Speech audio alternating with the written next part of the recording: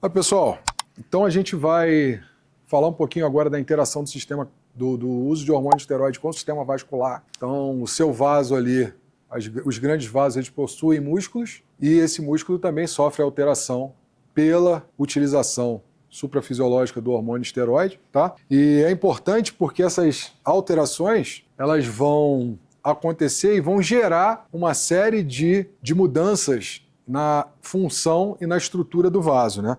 Então, ao longo do tempo, eu vou ter uma diminuição da produção de óxido nítrico, eu tenho um aumento do estresse oxidativo, eu vou ter uma resposta aumentada da endotelina 1, eu tenho uma função endotelial em geral piorada e eu vou ter, com uma expressão maior de alfa-receptores, por exemplo, eu vou ter um processo contrátil aumentado, então eu vou gerar uma diminuição da complacência, um enrijecimento desse vaso, e isso a gente pode, o importante é que a gente pode estar quantificando, a gente tem mecanismos e tecnologia hoje, avaliações de consultório para poder avaliar a idade vascular e a gente ter isso como uma ferramenta de simples uso ali no consultório, uma ferramenta fácil, acessível, que a gente pode mostrar ao paciente como é que está essa condição funcional do vaso dele, né? Em termos da musculatura lisa vascular, eu tenho uma resposta contrátil maior, eu tenho um aumento da expressão de receptores alfa-adrenérgicos.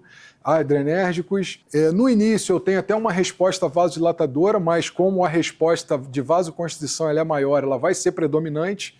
Então, como eu tenho uma vasoconstrição, um aumento do enrijecimento vascular, eu vou desenvolver ao longo do tempo, é possível o desenvolvimento da hipertensão arterial, aumento dos níveis pressóricos, né? E o que a gente vai fazer no consultório? É importante a gente ter no consultório o seguinte, né? O exame físico voltado para as alterações que ocorrem pelo uso do hormônio, aumento da pressão arterial. Mas isso aí é bem básico, você verificar a pressão arterial, frequência cardíaca. A gente dá aula no país todo, conversa com os médicos e conversa com os pacientes. Então, os pacientes vêm até nós no consultório. É importante porque eles repetem ali várias vezes que o exame físico deixou muito a desejar, não foi verificada a pressão arterial, a coisa básica não está sendo feita. E quando o básico não é feito de uma maneira satisfatória, a gente deixa passar muita coisa.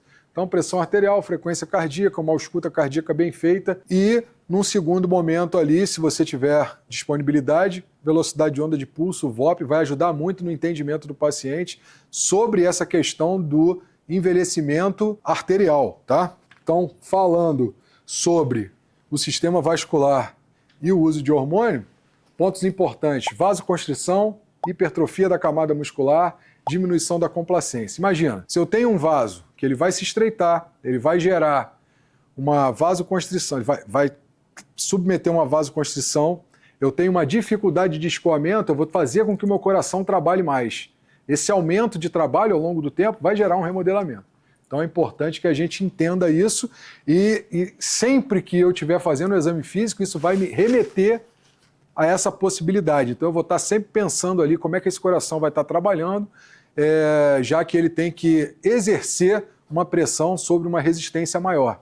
Esse pensamento é importante. Aqui, um trabalho da nossa equipe, que foi um trabalho inicial, né, mostrando que a gente tem, quando compara grupos entre grupos não usuários de hormônio e grupos usuários de hormônio, utilizando a tecnologia do VOP, eu tenho uma idade vascular muito maior no paciente que é usuário de hormônio. O que isso é importante, né?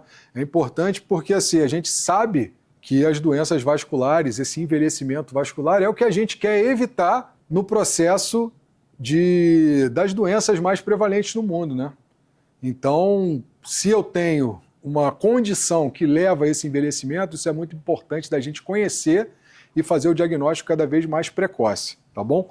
Essa metodologia mostrando pra gente essa situação, tá?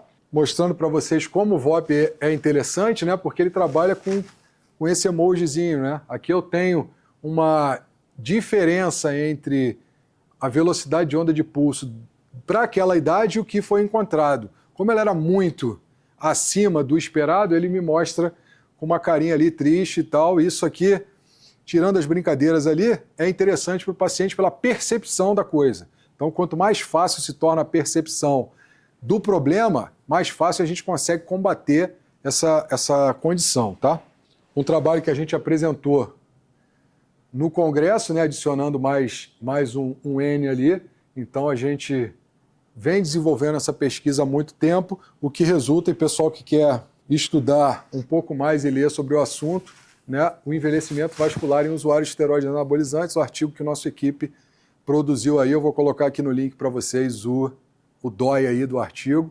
Para quem quiser aprofundar um pouquinho mais no assunto, então é importante, não se esqueça que não é só o coração, é o sistema vascular, então a gente tem que ficar de olho nos dois e a gente tem tecnologia para avaliar os dois, beleza? Não esquecendo que a gente vai ter essa interação e a gente vai ter também os efeitos genômicos e não genômicos que a gente já conversou em outra aula, que acompanhava as células do cardiomiócito também aqui.